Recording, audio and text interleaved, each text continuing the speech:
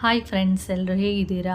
ನಾನು ನಿನ್ನೆ ವಿಡಿಯೋದಲ್ಲಿ ಹೇಳಿದ್ದೆ ಕೌಶಿದು ರಿಸಲ್ಟು ಏಪ್ರಿಲ್ 9ನೇ ತಾರೀಕೆ ಬಂದಿದೆ ಅಂತೇಳಿ. ಆದರೆ ಕಾಲೇಜೆಲ್ಲ ನೋಡಿಲ್ಲ. ಆದರೆ ಇವತ್ತಿನಿಂದ ಅವನಿಗೆ ಹೇಳಿದ್ದೀನಿ, ತುಂಬ ದಿನ ಆಯಿತು, ಹೋಗು ಸುಮಾರು ಕಾಲೇಜ್ ವಿಚಾರಿಸ್ಕೊಂಡು ಬಾ.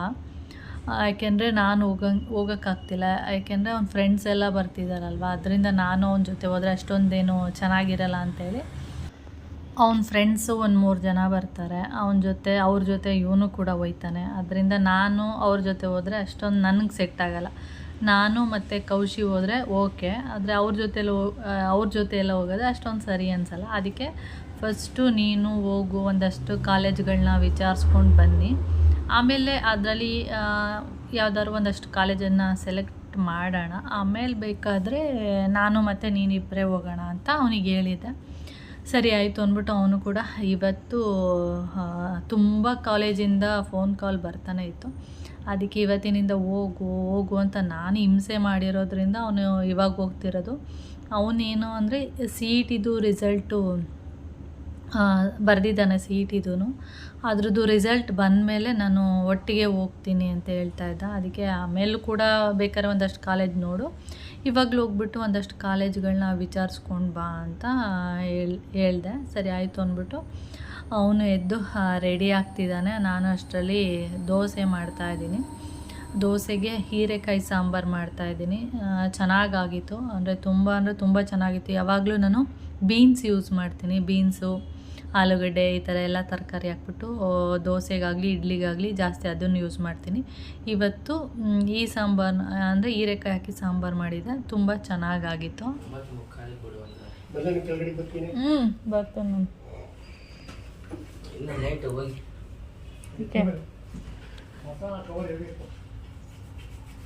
ವಾಚ್ ಹಾಕೋಯ್ತೀಯಾ?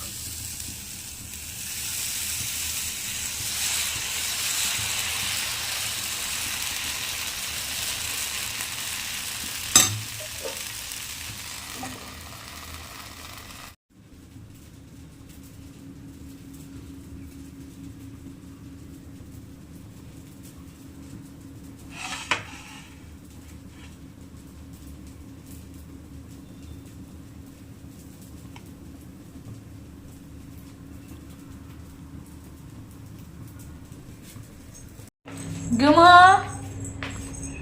ಬಾ ಬಾ ಬಾ ಬಾ ಬಾ ಬಾ.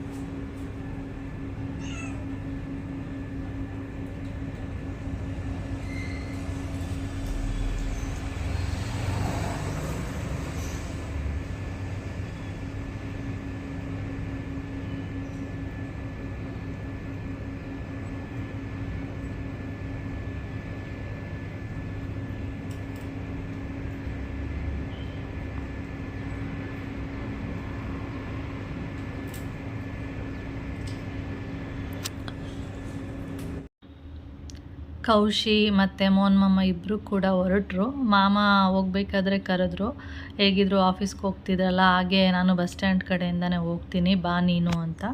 ಆದರೆ ಇವನಿಗೆ ಅವ್ನ ಫ್ರೆಂಡ್ಸು 10:30 ಮೇಲೆ ಬಾ ಅಂತ ಹೇಳಿದ್ದಾರೆ. ಅದಕ್ಕೆ ಇವನು ಇಲ್ಲೇ ಉಳ್ಕೊಂಡ. ಆಮೇಲೆ ನಾನು ದೋಸೆ ಎಲ್ಲ ಹಾಕ್ಕೊಂಡು ತಿಂದ್ಬಿಟ್ಟು, ಆಮೇಲೆ ಬೆಕ್ಕುಗಳಿಗೂ ಕೂಡ ಒಂದು ದಿನಕ್ಕೆ 1 ಪೀಸ್ ಹಾಕ್ತೀನಿ. ಅಂದರೆ 1 ಕಾಲಲ್ಲಿ ಅರ್ಧ ಮಾಡಿಬಿಟ್ಟು 2ಕ್ಕೂ ಕೂಡ ಹಾಕ್ತೀನಿ. ಹಾಕ್ಬಿಟ್ಟು ಬಂದು ಹಾಗೆ ಈ FM ಏನಿದೆ ಬ್ಯಾಟ್ರಿದು, ಇದು ಸ್ವಲ್ಪ ನಾನು ಹಾಕದೇ ಬಿಟ್ಟಿದ್ದೀನಿ. ಅಂದರೆ ಶೆಲ್, ಇದು ಬ್ಯಾಟ್ರಿ ಅಂದರೆ ಶೆಲ್ ಹಾಕುವಂಥದ್ದು. ಶೆಲ್ ಖಾಲಿಯಾಗಿ ಹೋಗಿದೆ. ಇದರಲ್ಲಿ ಓಡ್ತಾಯಿತ್ತು. ಇವಾಗ ಶೆಲ್ ಹೋಗಿದೆಯಲ್ಲ, ಅದರಿಂದ ಇದಕ್ಕೆ ಹಾಕಿದ್ರೂ ಕೂಡ ಅದು ವರ್ಕೇ ಆಗ್ತಾಯಿಲ್ಲ. ಏನು ಅಂತ ನನಗೂ ಗೊತ್ತಿಲ್ಲ. ಆಮೇಲೆ ನಾನು ನೋಡಿದೆ, ಅದು ವರ್ಕ್ ಆಗಲಿಲ್ವಲ್ಲ, ಅದಕ್ಕೆ ನಾನು ಮತ್ತೆ ಅದನ್ನು ತೆಗೆದುಬಿಟ್ಟು ಬಿಟ್ಬಿಟ್ಟೆ. ಅದಕ್ಕೆ ಶೆಲ್ ತಂದು ಹಾಕೇ ಇಲ್ಲ ನಾನು.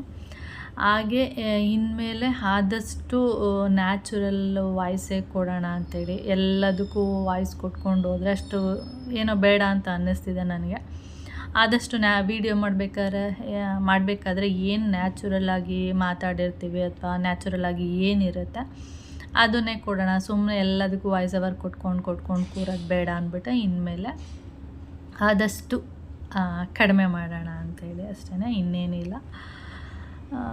ಓಕೆ. ಹಾಗೆ ಅದು ಏನು ವರ್ಕ್ ಆಗಿಲ್ಲ. ಮೋಹನ್ ಮಾಮ ನೋಡಿದ್ರೆ ಚೆನ್ನಾಗಿ ಬೈತಾರೆ. ಅದಕ್ಕೆ ಎಷ್ಟೊಂದು ದಿನದಿಂದ ಹೇಳ್ತಿದ್ದಾರೆ ಶೆಲ್ ತಂದು ಹಾಕಿ ಅಂಥೇಳಿ. ನಾನು ಶೆಲ್ಲೇ ತಂದಿಲ್ಲ, ಹಾಗೇ ಬಿದ್ದಿದೆ. ಹಾಗೆ ಇಟ್ಟರೆ ಏನಾಗ್ಬಿಡುತ್ತೆ ಅಂದರೆ ತುಂಬ ದಿನ ಆದಮೇಲೆ ಅದು ಸ್ವಲ್ಪ ಹಾಳಾಗಿಬಿಡುತ್ತೆ. ಅದಕ್ಕೆ ಅವಾಗವಾಗ ಅದನ್ನು ಯೂಸ್ ಮಾಡ್ತಾ ಇರಬೇಕು. ಓಕೆ. ಇದಾದಮೇಲೆ ನೆಕ್ಸ್ಟು ಒಂದು ಟೀ ಶರ್ಟ್ ಇತ್ತು. ನಾನು ವಾಷಿಂಗ್ ಮಿಷಿನ್ ಮೇಲೆ ಯಾವಾಗಲೂ ಒಂದು ಬಟ್ಟೆ ಹಾಕ್ತಾಯಿದ್ದೆ. ಇತ್ತೀಚೆಗೆ ಏನಾಗಿದೆ, ಆ ಬಟ್ಟೆಗೆ ಗಲೀಜಾಗೋದು. ಅವಾಗ ಏನು ಮಾಡ್ತೀನಿ, ಆ ಬಟ್ಟೆನ ವಾಷಿಗೆ ಹಾಕ್ತಿದ್ದೆ. ಒಂದೊಂದು ಸರಿ ಏನು ಮಾಡ್ತಿದ್ದೆ, ಬಿಸಾಕ್ಬಿಡ್ತಿದ್ದೆ. ಇವಾಗ ಆದಷ್ಟು ನನ್ನ ಸುಮಾರು ಬಟ್ಟೆಗಳನ್ನ ಬಿಸಾಕ್ಬಿಟ್ಟಿದ್ದೀನಿ. ಸುಮಾರು ಒಂದು 3-4 ಜೊತೆ ಬಟ್ಟೆಗಳನ್ನ ತೆಗೆದಾಕ್ಬಿಟ್ಟಿದ್ದೀನಿ. ಟೀ ಶರ್ಟ್ ಇರ್ಬೋದು, ಪ್ಯಾಂಟ್ಗಳಿರ್ಬೋದು, ಅದೆಲ್ಲ ಬೇಡ ಅಂಥೇಳಿ. ಅದೇನಂದರೆ ಚೆನ್ನಾಗಿದೆ, ಸುಮಾರು ಒಂದು 3 ಇಯರ್ಸಿಂದ ಯೂಸ್ ಮಾಡ್ತಾಯಿದ್ದೀನಿ. ಡಾಟ್ ಥರ ಆಗಿದೆ ಅಷ್ಟೇ, ಹರಿದೋಗೋದು ಆ ಥರ ಎಲ್ಲ ಆಗಲ್ಲ ನನಗೆ. ಬಟ್ಟೆ ಚೆನ್ನಾಗಿ ಬಾಳಿಕೆ ಬರುತ್ತೆ. ಆದರೆ ಡಾಟ್ ಥರ ಆಗಿರುತ್ತಲ್ಲ, ಅದರಿಂದ ಸುಮಾರು ಬಟ್ಟೆಗಳನ್ನ ಬಿಸಾಕಿದ್ದೀನಿ. ಒಂದು ಟೀ ಶರ್ಟ್ನ ವಾಷಿಂಗ್ ಮಿಷಿನ್ ಮೇಲೆ ಹಾಕೋಣ ಅಂದ್ಬಿಟ್ಟು ಅದನ್ನು ನೀಟಾಗಿ ಕಟ್ ಮಾಡಿಬಿಟ್ಟು, ಏಕೆಂದರೆ ತುಂಬ ಬಟ್ಟೆಗಳಿದೆಯಲ್ಲ, ಹಾಗೆ ಬಿಸಾಕೋದಕ್ಕಿಂತ ಈಗ ವಾಷಿಂಗ್ ಮಿಷಿನ್ ಮೇಲೆ ಆ ಬಟ್ಟೆಗಳನ್ನ ನೀಟಾಗಿ ಕಟ್ ಮಾಡಿಬಿಟ್ಟು ವಾಷಿಂಗ್ ಮಿಷಿನ್ ಮೇಲೆ ಹಾಕೋದು. ಈ ಬೆಕ್ಕು ಅದ್ರ ಮೇಲೆ ಹತ್ತೋದು ಇದೆಲ್ಲ ಮಾಡ್ತಾ ಇರುತ್ತಲ್ಲ, ಸ್ವಲ್ಪ ದಿನ ಆದಮೇಲೆ ಅದು ಗಲೀಜಾಗುತ್ತೆ. ಅದಾದಮೇಲೆ ತೆಗೆದು ಡಸ್ಟ್ಬಿನ್ಗೆ ಹಾಕೋದು, ಈ ಥರ ಮಾಡೋಣ ಅಂತ ನನ್ನ ಪ್ಲ್ಯಾನಿಗೆ ಆ ಥರ ಟೀ ಶರ್ಟ್ನ ಕಟ್ ಮಾಡಿಬಿಟ್ಟು ವಾಷಿಂಗ್ ಮಿಷಿನ್ ಮೇಲೆ ಹಾಕಿದ್ದೀನಿ. ಅದು ಆವಾಗವಾಗ ಒಂದು 2 ತಿಂಗಳು ಬಿಟ್ಟರೆ ಗಲೀಜು ಆಗ್ತಾನೆ ಇರುತ್ತೆ. ಅವಾಗ ಬಿಸಾಕ್ಬಿಟ್ರೆ ಆಯಿತು. ಈ ಥರ ಪ್ಲ್ಯಾನು ನಂದು.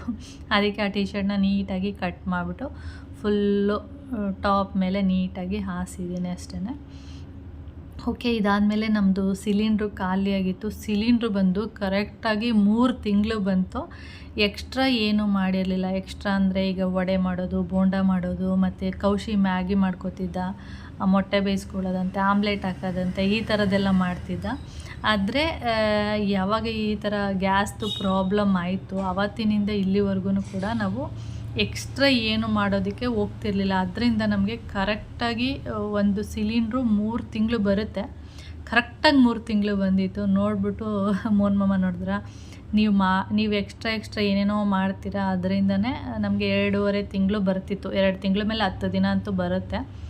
ಇದೆಲ್ಲ ಮಾಡಿಲ್ಲ ಅಂದರೆ ಕರೆಕ್ಟಾಗಿ 3 ತಿಂಗಳು ಬರುತ್ತೆ.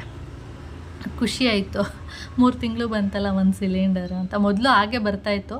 ಈ ಕೌಶಿಯಿಂದನೇ, ಕೌಶಿ ಸ್ವಲ್ಪ ಮ್ಯಾಗಿ ಮಾಡೋದು, ಮೊಟ್ಟೆ ಬೇಯಿಸ್ಕೊಡೋದು, ಎಕ್ಸ್ಟ್ರಾ ಆಮ್ಲೆಟ್ ಮಾಡೋದು, ಮತ್ತು ಏನೋ ಒಂದು ನೋಡಿರ್ತಾನೆ ವೀಡಿಯೋದಲ್ಲಿ, ಅದನ್ನು ನಾನು ಮಾಡ್ತೀನಿ ಅಂತೇಳಿ ಬರೋದು, ಆ ಥರ ಎಲ್ಲ ಮಾಡ್ತಾಯಿದ್ದೆ ಅಷ್ಟೇ. ಓಕೆ. ಹಾಗೆ ನಾನು ಸಿಲಿಂಡ್ರೆಲ್ಲ ನೀಟಾಗಿ ಅಲ್ಲಿ ಕ್ಲೀನ್ ಮಾಡಿ ಅದನ್ನೆಲ್ಲ ಜೋಡಿಸ್ಬಿಟ್ಟು ಮೊಳಕೆ ಕಾಳು ಸಾಂಬಾರು ಮಾಡಿದ್ದೆ ಅವತ್ತು. ಏನಾಗಿದೆ ಅದು ಅಂದರೆ, ಮೊಳಕೆ ಕಾಳು ಹಾಕಿದ್ದೀನಿ, ಫಸ್ಟ್ ಒಂದು ದಿನ ಮಾಡಿದ್ದೆ, ಅದು ಬೆಂದೇ ಇಲ್ಲ ಕಾಳು. ಆದ್ದರಿಂದ ಇದು ಇನ್ನೊಂದು ಸರಿ ಸೆಕೆಂಡ್ ಟೈಮ್ ಮಾಡುವಾಗ ಫಸ್ಟು ಕಾಳನ್ನ ಚೆನ್ನಾಗಿ ಬೇಯಿಸ್ಕೊಂಡು ಆಮೇಲೆ ಆಲೂಗಡ್ಡೆ ಮತ್ತು ಬದನೆಕಾಯಿನ ಹಾಕಿರೋದು. ಫಸ್ಟೇ ಹಾಕ್ಬಿಟ್ರೆ ಏನಾಗ್ಬಿಡುತ್ತೆ ಒಟ್ಟಿಗೆ ಕಾಳು ಬೇಯಲ್ಲ, ಈ ಬದನೆಕಾಯಿ ಮತ್ತು ಆಲೂಗಡ್ಡೆ ಚೆನ್ನಾಗಿ ಬೆಂದೋಗ್ಬಿಡುತ್ತೆ ಅಂತೇಳಿ ನಾನು ಯಾಕೆಂದರೆ ಫಸ್ಟ್ ಟೈಮ್ ನೋಡಿದ್ನಲ್ಲ ಕಾಳು ಬೆಂದೇ ಇರಲಿಲ್ಲ. ಎಷ್ಟು ವಿಷಲ್ ಮಾಮೂಲಿ ನಾರ್ಮಲಾಗಿ ನಾನು 3 ವಿಷಲ್ ಹಾಕ್ಸ್ತೀನಿ. ಈ ಕಾಳು ಬಂದು ಸ್ವಲ್ಪ ಜಾಸ್ತಿನೇ ಹಾಕಿಸ್ಬೇಕು. ಒಂದು 5-6 ವಿಷಲ್ ಹಾಕ್ಸಿದ್ರೆ ಸ್ವಲ್ಪ ಕಾಳು ಚೆನ್ನಾಗಿ ಬೆಂದಿರುತ್ತಿಲ್ಲ ಅಂದರೆ ಬೆಂದಿರಲ್ಲ. ಅದಕ್ಕೆ ನಾನು ಫಸ್ಟು ಕಾಳನ್ನ ಬೇಯಿಸ್ಕೊಂಡು ಆಮೇಲೆ ಆಲೂಗಡ್ಡೆ ಬದನೆಕಾಯಿನ ಇಲ್ಲಿ ಆ್ಯಡ್ ಮಾಡಿರೋದು. ಇವಾಗ ಟೈಮ್ ಬಂದು 1 ಗಂಟೆ 10 ನಿಮಿಷ ಆಗ್ತಾಯಿದೆ. ಹಾಗೆ ನ್ಯೂಸ್ ನೋಡೋಣ ಅಂತ ಹೇಳಿ ಬಂದೆ. ತುಂಬ ದಿನ ಆಗಿತ್ತು ಈ ರೀತಿ ಫೇಸ್ ಟು ಫೇಸ್ ಕುತ್ಕೊಂಡು ಮಾತಾಡೋದು. ಎಷ್ಟು 1.5 ತಿಂಗಳು 2 ತಿಂಗಳ ಹತ್ತಿರ ಆಗಿದೆ. ಆವಾಗಿಂದ ನಾನು ವೀಡಿಯೋ ಮಾಡೇ ಇಲ್ಲ. ಮಧ್ಯ ಒಂದೊಂದು ಬಾರಿ ವೀಡಿಯೋ ಮಾಡ್ತಿದ್ದೆ ಅಷ್ಟೆ. ಅಂದರೆ ಏನಾದರೂ ಫಂಕ್ಷನ್ ಇದ್ದರೆ ಆ ಥರ ಅಷ್ಟೇ. ಡೈಲಿ ಲಾಗ್ಸ್ ಅಂತ ಆ ಥರ ಏನೂ ವೀಡಿಯೋ ಮಾಡ್ತಾ ಇರಲಿಲ್ಲ. ಅದಕ್ಕೆ ಇವತ್ತಿನಿಂದ ವೀಡಿಯೋ ಸ್ಟಾರ್ಟ್ ಮಾಡಿದ್ದೀನಿ. ಇವಾಗ ಒಂದು 2 ತಿಂಗಳಾಗಿದೆ ಅಂದ್ಕೊಂಡಿದ್ದೀನಿ ನಾನು. 2 ತಿಂಗಳಾದಮೇಲೆ ವೀಡಿಯೋನ ಸ್ಟಾರ್ಟ್ ಮಾಡ್ತಾ ಇರೋದು. ಓಕೆ, ಹಾಗೆ ನನ್ನ ಐಬ್ರೋ ಎಲ್ಲ ನೋಡ್ತಿರ್ಬೋದು. ಐಬ್ರೋ ಎಲ್ಲ ಮಾಡಿಲ್ಲ. ಯಾಕೆ ಅಂದರೆ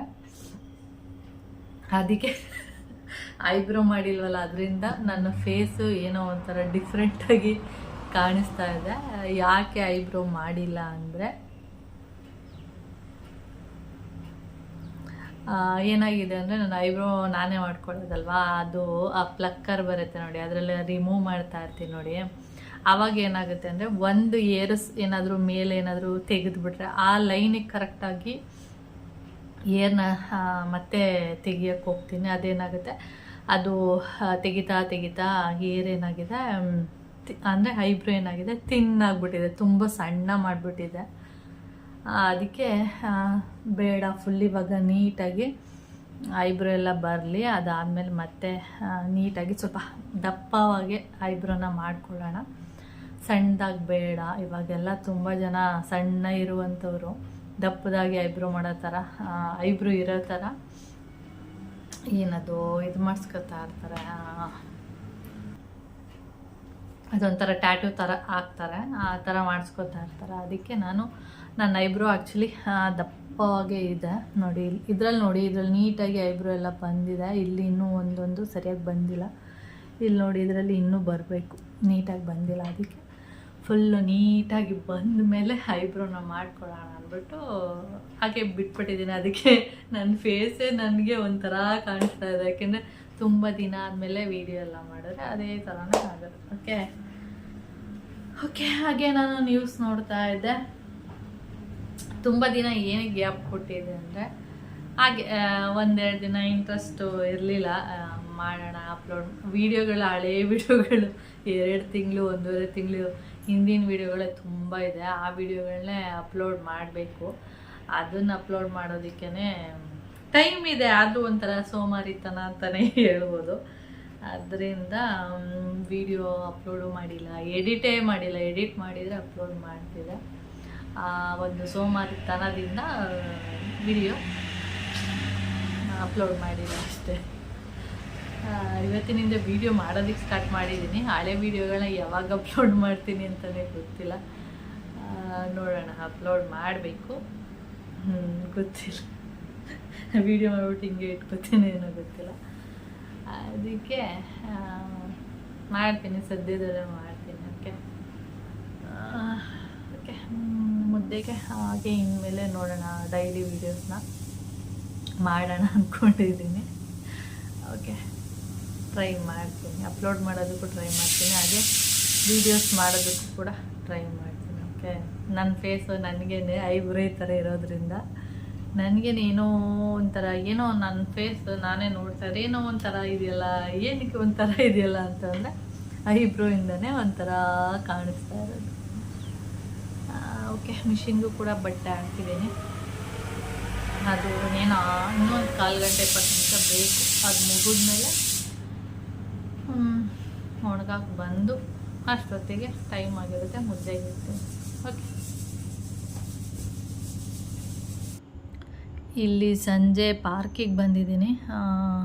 ಇತ್ತೀಚೆಗೆ ಈ ವಿಡಿಯೋ ನೋಡುವಾಗ ನಾನು 3-4 ಡೇಸಿಂದ ಪಾರ್ಕಿಗೆ ಬರ್ತಾ ಇದ್ದೀನಿ ವಾಕ್ ಮಾಡೋದಕ್ಕೆ ಅಂತೇಳಿ. ಈ ಪಾರ್ಕಿಗೆ ಬರೋದಕ್ಕೂ ಕೂಡ ಒಂದು ರೀಸನ್ ಇದೆ. ಏನಂದರೆ, ನಾನು ನಿನ್ನೆ ವಿಡಿಯೋದಲ್ಲಿ ಹೇಳಿದ್ದೆ ಡ್ರೈವಿಂಗ್ ಕ್ಲಾಸಿಗೆ ಅಂತೇಳಿ ಬಂದಿದ್ವಿ ಅಂತೇಳಿ. ಅವತ್ತಿಗೆ ಡ್ರೈವಿಂಗ್ ಕ್ಲಾಸ್ ಆಫೀಸಿಗೆ ಹೋಗಿ 4 ಗಂಟೆಗೆ ಹೋಗಿದ್ವಿ. ಹೋಗಿ ಮುಗಿಸ್ಕೊಂಡು ಬರಬೇಕಾದ್ರೆ ಇನ್ನೂ ಟೈಮ್ ಇತ್ತಲ್ಲ, ಹೇಗಿದ್ರು ಇಲ್ಲೇ ಬಂದಿದ್ದೀವಲ್ಲ, ಪಾರ್ಕ್ ಹತ್ರ ಹೋಗೋಣ ಅಂಥೇಳಿ ಪಾರ್ಕ್ ಹತ್ರ ಬಂದ್ವಿ. ಪಾರ್ಕ್ ಹತ್ರ ಯಾರೂ ಜನಗಳಿರಲಿಲ್ಲ. ಹಾಗೆ ಒಂದು 4-5 ರೌಂಡ್ ಹಾಕ್ಕೊಂಡು ಹೋಗೋಣ ಅಂತ ಹೇಳ್ಬಿಟ್ಟು ಕೌಶಿ ನಾವಿಬ್ಬರೂ ಪಾರ್ಕ್ ಹತ್ರ ಬಂದು ಇಲ್ಲಿ ರೌಂಡ್ ಹಾಕ್ತಾಯಿದ್ವಿ. ಅದಾದಮೇಲೆ ನನಗನ್ನಿಸ್ತು, ಏನಿದು ಯಾರು ಇಲ್ವಲ್ಲ ಜನಗಳು, ಡೈಲಿ ಇನ್ಮೇಲೆ ಪಾರ್ಕಿಗೆ ಬರೋಣ ಅಂತ ಆವತ್ತಿಂದ ಒಂದು ಮೋಟಿವೇಶನ್ ಸಿಕ್ತು ನನಗೆ. ಯಾರು ಜನಗಳು, ನಾನು ಅಂದ್ಕೊಂಡಿದ್ದೆ ತುಂಬ ಜನ ಇರ್ತಾರೆ ಪಾರ್ಕಲ್ಲಿ, ಹೋಗೋದು ಬೇಡ ಅಂತೇಳಿ. ಅವತ್ತು ನಾನು ಬಂದಿದ್ದಿನ ಜಾಸ್ತಿ ಜನ ಇರಲ್ಲ, ಕಡಿಮೆ ಜನ. ಸರಿ, ಇನ್ಮೇಲೆ ಡೈಲಿ ಪಾರ್ಕಿಗೆ ಹೋಗೋಣ ಅಂಥೇಳಿ ಆವತ್ತಿನಿಂದ ನಾನು ಪಾರ್ಕಿಗೆ ಬರೋದಕ್ಕೆ ಸ್ಟಾರ್ಟ್ ಮಾಡಿರೋದು. ಅದೇನೋ ಹೇಳ್ತಾರಲ್ಲ, ಆಗೋದೆಲ್ಲ ಒಳ್ಳೆಯದಕ್ಕೆ ಅಂತೇಳಿ. ನೋಡಿ, ನಾವು ಹೋಗಿದ್ದು ಡ್ರೈವಿಂಗ್ ಕ್ಲಾಸಿಗೆ, ಇನ್ನೂ ಟೈಮ್ ಇತ್ತು ಅಂಥೇಳಿ ಪಾರ್ಕ್ ಹತ್ರ ಬಂದಿದ್ದು. ಅದು ಪಾರ್ಕಲ್ಲಿ ಯಾರು ಜನಗಳಿಲ್ದಿರೋದನ್ನ ನೋಡಿ ಇನ್ಮೇಲೆ ನಾನು ಕೂಡ ಪಾರ್ಕಿಗೆ ಬರಬೇಕು ಅನ್ನೋ ಒಂದು ಆಸೆ ಆಯಿತು. ಆವತ್ತಿನಿಂದ ಪಾರ್ಕಿಗೆ ಹೋಗ್ತಾ ಇದ್ದೀನಿ ಅಷ್ಟೇ. ಓಕೆ ಫ್ರೆಂಡ್ಸ್, ಹಾಗೆ ಈ ವಿಡಿಯೋನ ಕೂಡ ಇಲ್ಲಿಗೆ ಎಂಡ್ ಮಾಡಿ.